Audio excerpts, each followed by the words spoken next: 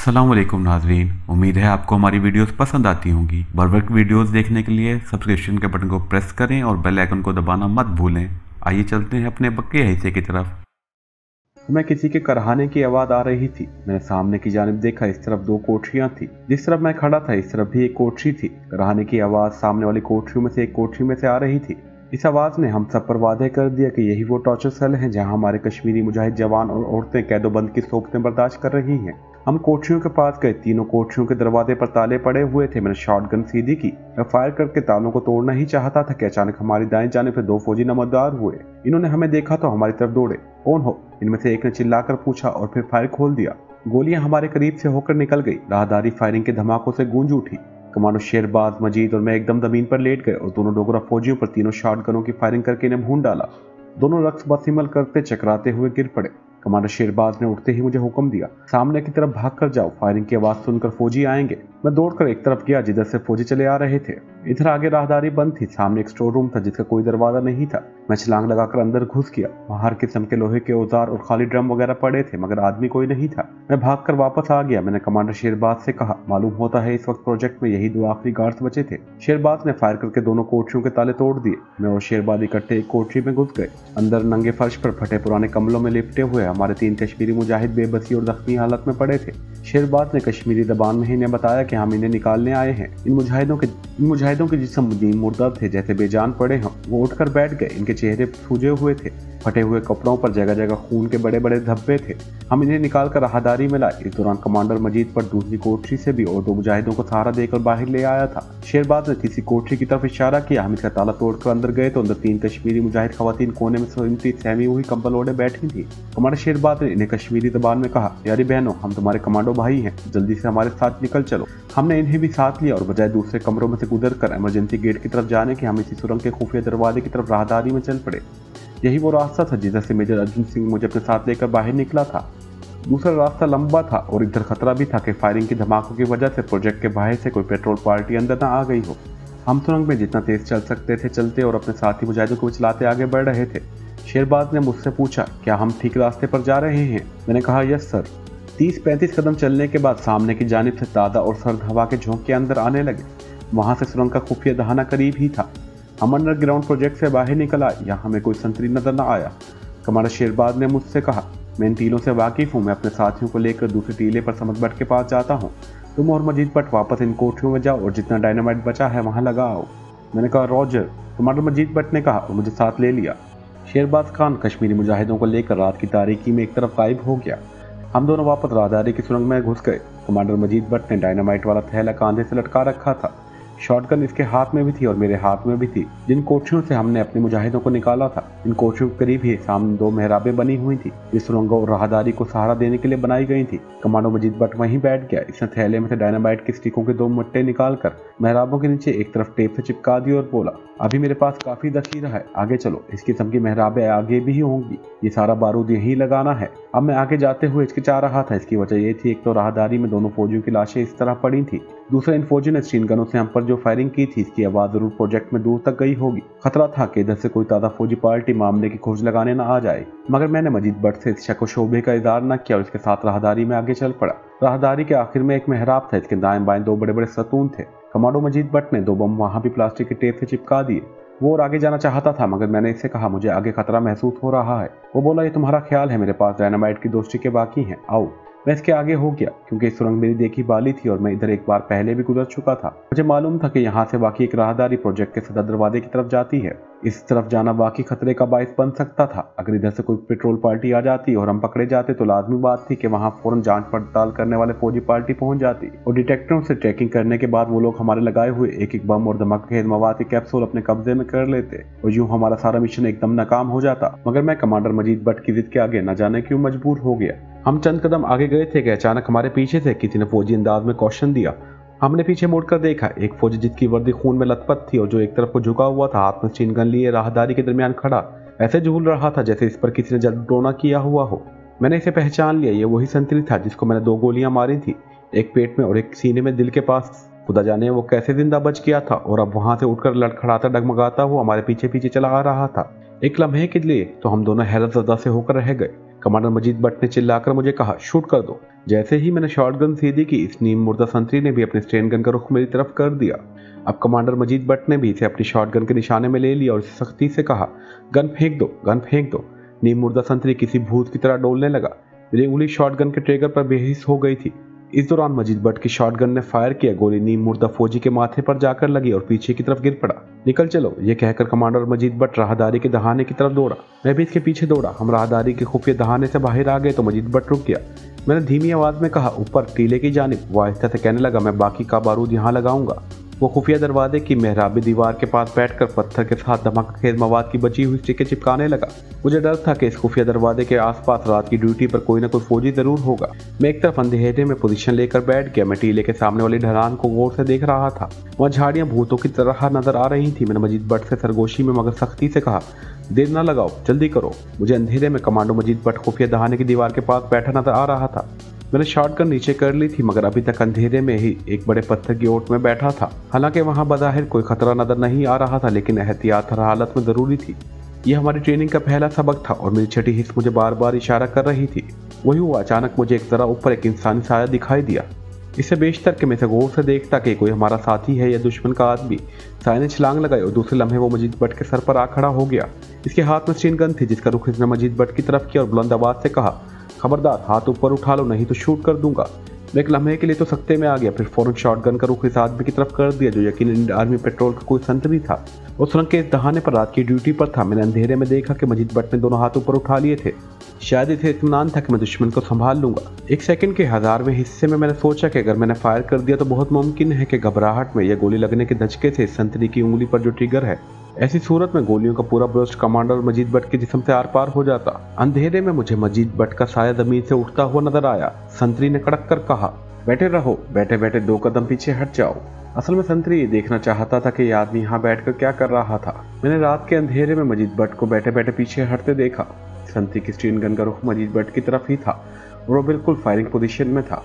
ऐसी सूरत हाल में सिर्फ एक ही तरीका हो सकता था। ये भी हमें कमांडो की इब्तदाई ट्रेनिंग में बताया गया था। मैंने ऊंची आवाज में कहा, क्या बात है हवलदार, कौन बैठा है यहाँ? संतरी ये समझा जैसे मैं कोई उसकी यूनिट का फौजी अफसर हूँ। इसने मेरी तरफ पलट कर देखा ही था कि मैंने फायर कर दिया। गोली मेरी शॉटगन से निकलकर अंधेरे में खुदा जाने की गर्दन में लगी या खोपड़ी में या रीढ़ की हड्डी पर लगी। वो एकदम धड़ाम से नीचे गिर पड़ा। कमांडो मजीद भट्ट गुस्से में बोला, तुमने इतनी देर क्यों लगा दी थी? आखिर वो मुझे शूट कर देता तो? मैंने कहा, खुदा के लिए अब यहाँ से निकल चलो, ये गार्ड संतरी था, यहाँ कोई दूसरा संतरी भी मौजूद हो सकता है। ये कहकर कमांडो मजीद भट्ट सामने वाले टीले की चढ़ाई चढ़ने लगा। मैं इसके पीछे पीछे था। टीले के ऊपर जाकर हम दूसरी तरफ उतर गए और वहां से बाईं तरफ कुछ फासला तय करने के बाद इस टीले के पास आ गए जिधर अंडरग्राउंड प्रोजेक्ट का इमरजेंसी गेट था और जिसकी चोटी पर कमांडर शेरबाज खान हमारा इंतजार कर रहा था। प्रोग्राम के मुताबिक कमांडर शेरबाज ने कश्मीरी मुजाहिदों और 3 खवातीन को समद भट्ट के साथ रात के अंधेरे में खुफिया कमी गाह की तरफ रवाना करके हमारे सी जगह छुपकर इंतजार करना था। हम टीले पर चढ़ने लगे। ये टीला ज्यादा ऊंचा नहीं था। एक जगह बर्फ से मेरा पाँव फिसल गया। अगर मेरा हाथ झाड़ियों में ना पड़ता तो मैं फिसलता और लड़खड़ाता हुआ काफी नीचे तक जा सकता था। मजीद भट्ट ने मेरी आवाज सुनी तो रुक गया। जल्दी से पलटकर मेरे पास आया। मेरा हाथ पकड़कर इसने मुझे ऊपर खींच लिया। हम अब एक दूसरे के साथ साथ चढ़ाई चढ़ने लगे। टीले की चोटी के करीब पहुंचकर मैंने अपने मुंह से बुलबुल की आवाज निकाली। 1-2 सेकंड के वक्फे के बाद टीले के ऊपर से भी बुलबुल की आवाज आई। ये सिग्नल कमांडर शेरबाज ने दिया था। इसका मतलब था कि सब ठीक है, ऊपर चले आओ। हम टीले की चोटी पर पहुंचकर बैठ गए। यहाँ भी हमें गाफिल नहीं होना था। हर हालत में हमें एहतियात और चौकस रहने की जरूरत थी। हम अभी तक दुश्मन के इलाके में थे और कुछ भी हो सकता था। एक तरफ से इंसानी साया हमारी तरफ बढ़ता हुआ आया। इसने दूर ही से आहिस्ता से कहा, ओके ओके, और ये साया हमारे पास ही बैठ गया। ये हमारा इस कमांडो ऑपरेशन का लीडर कमांडर शेरबाज खान था। इसने कमांडो मजीद भट्ट से पूछा, सब काम ठीक तरीके से हो गया है? यस सर, बिल्कुल हो गया है। कुछ स्टिक बची तो नहीं? इसने आहिस्ता से कहा, सर 2 स्टिकें बची हैं, वो मैंने सुरंग के दरवाजे की दीवार से चिपका दी हैं। कौन सा सुरंग का दरवाजा? कमांडर शेरबाज ने किस कदर हैरानी से पूछा।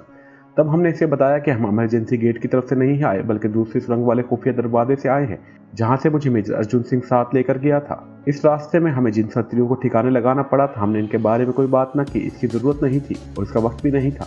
कमांडर शेरबाज ने आहिस्ता से कहा, हम इसी सुरंग के दहाने के करीब ही हैं।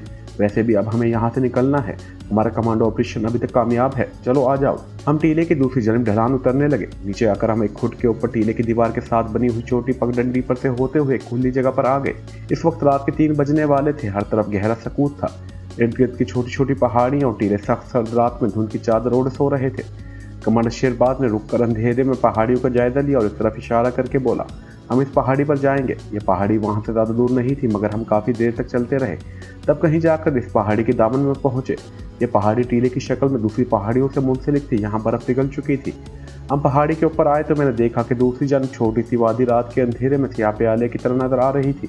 मैंने इस वादी को अंधेरे में भी पहचान लिया। ये वही छोटी सी वादी थी जिसके नीचे ज़मीन के अंदर मकबूजा इंडियन आर्मी ने सादी गैस की तैयारी का खुफिया प्लांट लगा रखा था और जहाँ हम बारूद लगाकर आ रहे थे। कमांडर शेरबाज खान ने अपनी जैकेट की जेब में हाथ डालकर सियाह रंग का एक छोटा सा रिमोट कंट्रोल निकाल लिया। इसने कमांडर मजीद भट्ट से पूछा, रिमोट कंट्रोल की डिस्कें लगा दी थी ना? यस सर, कमांडर मजीद भट्ट ने बड़े एतमाद से जवाब दिया। मैंने जितने प्रोजेक्ट को अपने कंट्रोल में किया था वहाँ नाप तोल कर 3 जगहों पर डिस्कें लगाई हैं जिनका ताल्लुक डायरेक्ट आपके रिमोट कंट्रोल से है। तीनों डिस्कों के साथ इंतहाई ज़बरदस्त धमाका खेज मवाद लगाया गया है। बाकी जहाँ जहाँ बारूद की स्टिकें लगाई हैं वो डिस्कों के धमाकों से खुद ब खुद फट जाएंगी। कमांडर मजीद भट्ट धमाका खेज मवाद की टेक्निक का माहिर था। कमांडर शेरबाज खामोश रहा। इसके हाथ में रिमोट कंट्रोल था। मैंने अंधेरे में इसकी तरफ गौर से देखा। वो मुहिम में कुछ पढ़ रहा था। इसने एक बार फिर कमांडर मजीद भट्ट से पूछा, तुमसे अनजाने में कोई गफलत तो नहीं हुई? कमांडर मजीद भट्ट ने बड़े एतमाद से कहा, नो सर, बिल्कुल नहीं। एक जिम्मेदार कमांडो भूल कर भी गलती नहीं करता। कमांडर शेरबाज ने नीचे वादी की तरफ निगाह डाली। वादी पर धुंध के बादल छाने लगे थे। एक अजीब सा मर्ग आलूद सकूत वहां तारी था। यह मौत से पहले का सकूत लगता था। मुझे ऐसा महसूस हुआ जैसे ये सारी वादी जमीन बोस होने से पहले दमबखूर हो गई है। कमांडो मजीद भट्ट ने शेरबाज से पूछा, सर आपको यकीन है कि इस अंडरग्राउंड प्रोजेक्ट में असाबी गैस का जो जखीरा है तबाही के बाद इसकी गैस बाहर नहीं निकलेगी? कमांडर शेरबाज ने कहा, मैंने जिस तरीके और टेक्निक के साथ अपनी निगरानी में तुमसे बारूदी कैप्सूल और डायनामाइट की डिस्कें लगवाई हैं वो हमारा आजमाया हुआ तरीका है। इसी टेक्निक से यूरोप और अमेरिका की कई कई मंजिला पुरानी बिल्डिंगों को ज़मीन बोस किया जाता है। मुझे पूरा यकीन है कि जब मैं रिमोट कंट्रोल का सुर्ख बटन दबाऊंगा तो एक ज़मीन दोस्त धमाका होगा। इसके साथ ही गड़गड़ाहट की आवाज़ें उठने लगेंगी जैसे ज़मीन अंदर से फट रही हो। फिर कई धमाके होंगे और इसके साथ ही वादी के ज़मीन में बैठ जाने के और इंडियन आर्मी का आज़ाद कश्मीर और पाकिस्तान के खिलाफ बनाया हुआ मंसूबा और अंडरग्राउंड प्रोजेक्ट करोड़ों मन मिट्टी तले नीचे दफन हो जाएगा। असाबी गैस का सारा जखीरा भी इसी मिट्टी में दफन हो जाएगा। अगर ज़मीन के फटने से तहखाने की सुरंगों में किसी सुरंग में से पानी निकल आया तो फिर सारी की सारी गैस का असर ज़ाइल हो जाएगा। कमांडो मजीद भट्ट कहने लगा, सर मैंने जितनी ताकत का धमाका खेज मवाद लगाया है इससे ज़मीन के अंदर जहां बारूद फटेगा कुएं बन जाएंगे और पानी निकल आएगा। जहां तक मेरा अंदाजा है सारी वादी सुबह तक झील की शक्ल इख्तियार कर चुकी होगी। शेरबाज खान ने इत्मीनान का सांस लिया। इससे गैस का असर खत्म हो जाएगा। फिर इसने कलाई की घड़ी पर निगाह डाली और आहिस्ता से कहा, दुश्मन के मजमूम मंसूबे के खात्मे का वक्त पूरा हो गया है। मैं बटन दबाने लगा हूँ। हम टीले के ऊपर घनी झाड़ियों के ओट में बैठे थे। मुझे अपने दूसरे साथियों को पता नहीं, लेकिन मैंने बैठे बैठे झाड़ियों को पकड़ लिया क्योंकि ज़ेरे ज़मीन धमाके से वहां दलदले की कैफियत पैदा होना लाजमी थी। कमांडो शेरबाज ने 10 से उल्टी गिनती शुरू कर दी। जब गिनती पूरी हुई तो इसने रिमोट कंट्रोल का बटन दबा दिया। इसके साथ ही पहाड़ी टीला जरा सा हिला जैसे किसी बहुत बड़े जिन्ने से धक्का दे दिया हो। फिर टीले को बहुत हल्के हल्के झटके लगने शुरू हो गए। कमांडो मजीद भट्ट ने धीमी आवाज में पुरजोश नारा लगाया, या अली। नीचे वादी में गड़गड़ाहट की आवाज गूंजने लगी। हम नीचे देख रहे थे।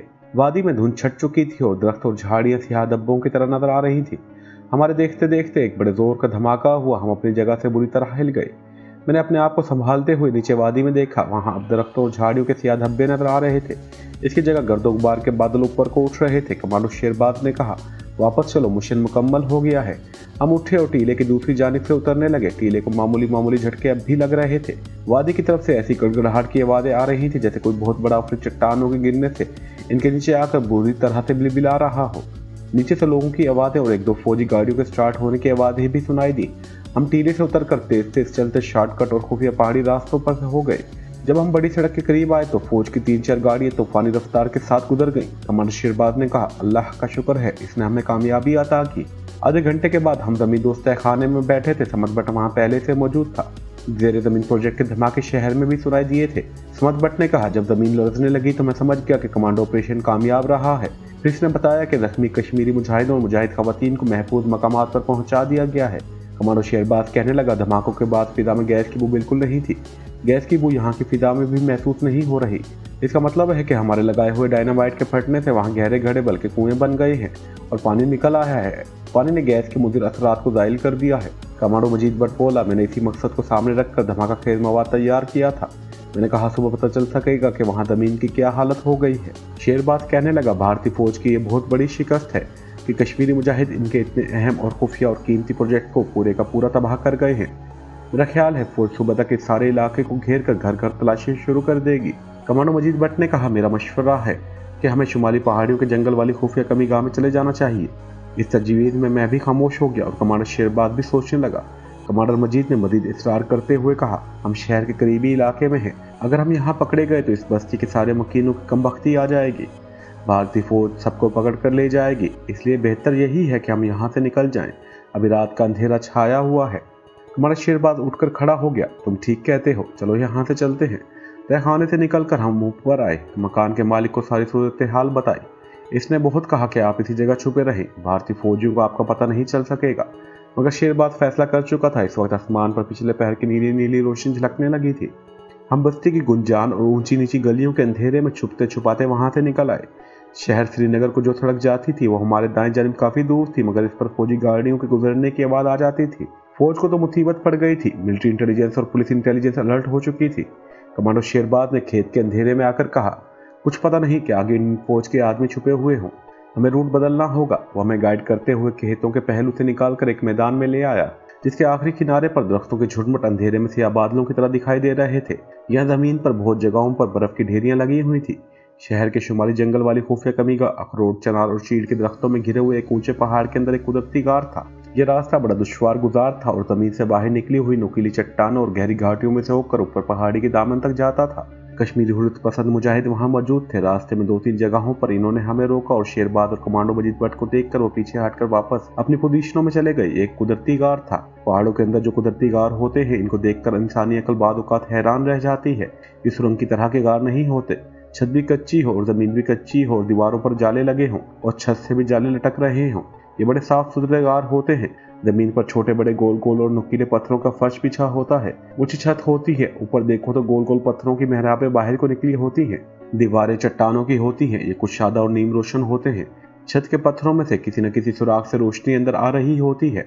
बारिश हो तो इन सुराखों से पानी छोटी छोटी आबशारों की तरह गार में आने लगता है। गारों के फर्क पर पत्थरों के बहने के निशान बने होते हैं। चलते चलते कहीं गार में बड़ा दलान आ जाता है। कुदरती गार के ऐसे एक दलान में हमारे मुजाहिदों ने अपना खुफिया ठिकाना बना रखा था। यहाँ बड़े बड़े चट्टानी पत्थरों की सीढ़ियां ऊपर छत तक चली गई थी। ऊपर जहाँ सीढ़ियां खत्म हुई थी वहाँ एक जानिब पहाड़ में गोल सुराख था। इस पहाड़ में से इस वक्त रात के पिछले पहर की हल्की हल्की नीली रोशनी अंदर आ रही थी। ये सुराख पहाड़ी ढलान के पहलू में बाहर निकलता था, जहाँ दिन और रात के औकात में हमारा एक मुजाहिद पैरे पर मौजूद रहता था। गार के दलान में चट्टानों के बड़े बड़े कुदरती सतून बने हुए थे। इन सतूनों के पीछे एक जगह नंदों और कम्बलों का फर्श बिछा हुआ था। यहाँ फिदा गर्म थी और बाहर वाली सख्त सर्द नहीं थी। हमने वहां पहुंचकर अपना कमांडो लिबास उतार कर दूसरे कपड़े पहने और कंबल ओढ़कर बेसुध होकर पड़ गए। सख्त थके हुए थे। ऐसी गहरी नींद आई कि जब एक मुजाहिद ने हमें उठाया तो इस वक्त दिन के 11 बज रहे थे।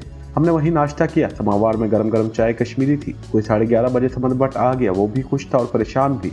इसने बताया कि शहर में फौज ही फौज फिर रही है। अंडरग्राउंड प्रोजेक्ट की तबाही को भारतीय मिलिट्री इंटेलिजेंस छुपा रही है, मगर श्रीनगर के तमाम मुसलमानों को प्रोजेक्ट की तबाही का इल्म हो गया है और लोग खुश हैं। लेकिन भारतीय फौज ने बेदरेक पकड़ धकड़ शुरू कर दी है। प्रोजेक्ट वाले इलाके के आसपास की देहाती बस्तियों में फौजी घरों में घुसकर तलाशी ले रहे हैं।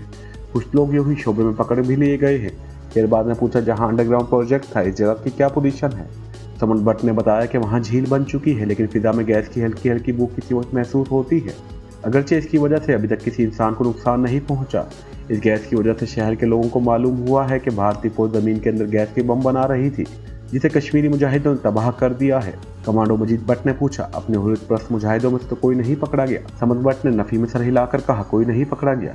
इसकी वजह यह हुई है कि रात के पिछले पहर जब देर जमीन प्रोजेक्ट में पहला धमाका हुआ और जमीन हिली तो कश्मीरी मुजाहिद समझ गए कि हमारे कमांडोज ने भारतीय फौज को कोई बहुत बड़ा असले का जखीरा तबाह कर दिया है और अब फौज पकड़ धकड़ शुरू करेगी। चुनाचा सुबह होने से पहले पहले खुफिया ठिकानों पर रूपोश हो चुके थे। कमांडो शेरबाज ने समद भट्ट से कहा, मैं तुम्हारे चेहरे पर खुशी के साथ साथ कुछ परेशानी के साथ भी देख रहा हूँ। खुलकर बताओ क्या बात है? समद भट्ट ने गहरा सांस भरकर कहा, भारतीय फौज बाबू शमसुद्दीन की बहू को पकड़ कर ले गए हैं। इसकी 1 हफ्ता पहले शादी हुई थी। जाती दफा इसके खामिद को कह गए हैं कि इधर पाकिस्तानी कमांडोज छुपे हुए थे, इनको पकड़वा दो और अपनी दुल्हन को वापस ले जाओ। दुल्हन का नाम नूर बानो है और इसके खामिद का नाम गुलाम दीन है। गुलाम दीन अपनी दुल्हन को छुड़ाने के लिए भारतीय फौजियों पर टूट पड़ा था। इन्होंने इसे बहुत बुरी तरह से मारा पीटा और नूर बानो को उठाकर जीप में डाला और ले गए। ये सुनकर हम सबके खून खोल उठे। चेहरे गुस्से से लाल सुर्ख हो गए। कमांडो शेरबाज ने 2-3 बार अपने माथे पर जोर जोर से हाथ मारा। कमांडो मजीद भट्ट ने जोश में आकर कहा, हम इस बेइज्जती का बदला लेंगे। हम भारतीय फौजी अफसरों की सारी बीवियों को एक एक करके कत्ल कर देंगे। मुझसे ये जिल्लत बर्दाश्त नहीं हो रही। कमांडो शेरबाज ने मजीद भट्ट के कंधे पर हाथ रखकर कहा, मजीद भट्ट, जो इस वक्त तुम्हारी हालत है वही हालत हमारी भी है, लेकिन जज्बात के जोश में उठाया वो कदम हमें उल्टा नुकसान पहुंचा सकता है। तो फिर कमांडो, क्या हम हाथ पर हाथ रखकर बैठे रहेंगे? कमांडो शेरबाज ने अपने जज्बात को दबाने की कोशिश करते हुए कहा, हम ऐसा नहीं करेंगे। बाबू शमसुद्दीन की बहू की इज्जत और आबरू के साथ इसे घर वापस लाएंगे। फिर इसने समद भट्ट की तरफ देखकर कहा, समद भट्ट, अभी यहाँ से निकल जाओ और मालूम करो कि नूर बानो को कौन से फौजी कैंप में रखा गया है। ये मालूमात तुम्हें हर हालत में और बड़ी जल्दी हासिल करके मुझे बतानी होंगी। समद भट्ट इसी वक्त उठ खड़ा हुआ, कहने लगा, सर। और वो मजीद कोई बात किए है बगैर गार के दहाने की तरफ तेज तेज चला गया। इसके जाने के बाद कमांडो मजीद भट्ट जो पेजोताब खा रहा था, कहने लगा, सर इस तरह कुछ नहीं होगा। हमें कमांडो एक्शन करके किसी बड़े भारतीय फौजी अफसर की बेटी या बीवी को यरगमाल बनाना होगा। सिर्फ इसी सूरत में शमसुद्दीन की बहू की इज्जत भी महफूज रहेगी और वापस भी आ जाएगी। शेरबाज ने कहा, लेकिन पहले हमें मालूम तो हो कि नूर बानो कौन से फौजी कैंप में है, इसके बाद हम कोई एक्शन कर सकते हैं। कमांडो मजीद भट्ट पेजोताब खाता रहा, मगर हर कमांडो डिसिप्लिन का पाबंद होता है और अपने लीडर के हुक्म को मानता है। मैं भी एक हफ्ते की ब्याही हुई दुल्हन के अगवा का सुनकर परेशान हो गया था और मेरे जज्बात भी भड़क रहे थे, मगर मैं भी डिसिप्लिन का पाबंद था और अपने लीडर कमांडर शेरबाज खान के हुक्म के बगैर अपने तौर पर कोई एक्शन नहीं ले सकता था। बाबू शमसुद्दीन की बहू के अगवा का सुनकर माहौल पर अफसरदगी और हिजान की कैफियत छा गई थी। कमी गाह में जो दूसरे मुजाहिद थे वो भी शदीद गुस्से की हालत में थे, मगर सब कमांडर शेरबाज की तरफ देख रहे थे कि ये कोई ऑर्डर दे तो सब इसकी तकमील के लिए अपनी जानों की बाजी लगा दें। हम तो दोपहर का खाना ना खाया गया, बस खाली चाय पीकर खामोश बैठे रहे। कमांडो मजीद भट्ट ने तो चाय भी नहीं पी थी। वो जख्मी शेर की तरह कभी बैठकर पहलू बदलने लगता और कभी उठकर गार के दहाने तक जाता और वापस आकर कहता, समद भट्ट अभी तक नहीं आया, और बैठ जाता और पहलू बदलने लगता। दोपहर के बाद समद भट्ट वापस आ गया, कहने लगा, बाबू शमसुद्दीन की बहू को भारतीय फौज ने शाही चश्मे वाली पहाड़ी के कैंप में रखा हुआ है। मेरे मुखबर की इतला के मुताबिक नूर बानो कैंप के क्वार्टर गार्ड में बंद है। हो सकता है कि आज शाम तक इसे किसी दूसरी जगह ले जाएं, लेकिन अभी तक वो शाही चश्मे वाले कैंप के क्वार्टर गार्ड में ही है। हम खामोश बैठे रहे, किसी ने एक दो लम्हे के लिए कोई बात ना की। फिर कमांडर शेरबाज ने समद भट्ट से पूछा, इस कैंप का कमांडिंग ऑफिसर कौन है? समद भट्ट बोला, मैंने इसका भी पता लगा लिया है, ये 16 रेजिमेंट का कैंप है। इस कैंप के कमांडिंग ऑफिसर का नाम कर्नल वाडिकर है। वो मरीटा कर्नल है और बेंगलोर का रहने वाला है। शेरबाज के चेहरे पर गहरी संजीदगी छा गई थी। इसने दूसरा सवाल किया, क्या कर्नल वाडिकर यहाँ अपनी फैमिली के साथ रह रहा है? समद भट्ट ने नफी में सर हिलाते हुए कहा, यह मुझे मालूम नहीं है, इसका पता करना पड़ेगा। शेरबाज खान ने फैसलाकुन अंदाज में कहा, तो फिर अभी उल्टे कदमों वापस जाओ और ये पता करके आओ कि कर्नल वाडिकर अकेला रह रहा है या इसकी फैमिली भी इसके साथ है। अगर फैमिली इसके साथ है तो फैमिली में कौन कौन है और कितनी औरतें हैं? कमांडो मजीद भट्ट बेताबी से कहने लगा, अगर इसकी फैमिली इसके साथ है तो खुदा की कसम मैं इसकी सारी फैमिली को अगवा करके ले आऊँगा। शेरबाज खान ने इसकी दबी जबान में कहा, मजीद भट्ट अपने ऊपर काबू रखो, हम वही कुछ कर रहे हैं जो तुम चाहते हो, लेकिन हम जोश से नहीं होश से काम लेना चाहते हैं। फिर इसने समद भट्ट से कहा, यह काम तुम्हें आज ही करना होगा। शाम तक मैं चाहता हूं कि तुम कर्नल वाडिकर की फैमिली के बारे में पूरी तफसील मालूम करके मेरे पास आ जाओ। यस सर, ये कहकर समद भट्ट चला गया। शाम तक वक्त गुजारना हमारे लिए मुश्किल हो गया। बाबू शमसुद्दीन की बहू हमारी इज्जत और गैरत थी। हम बड़ी जल्दी इसे भारतीय दरिंदों की कैद से आज़ाद कराना चाहते थे। हम चाहते थे कि एक लम्हा दाया किए बगैर कोई जबरदस्त कमांडो ऑपरेशन करके नूर बानो को भारतीय दरिंदों की कैद से निकाल लाएं। शाम का वक्त बड़ी बेजारी और बेचैनी की हालत में गुजरा। शाम होते ही समद भट्ट वापस आ गया। शेरबाज ने इसको देखते ही पूछा, क्या खबर लाए हो?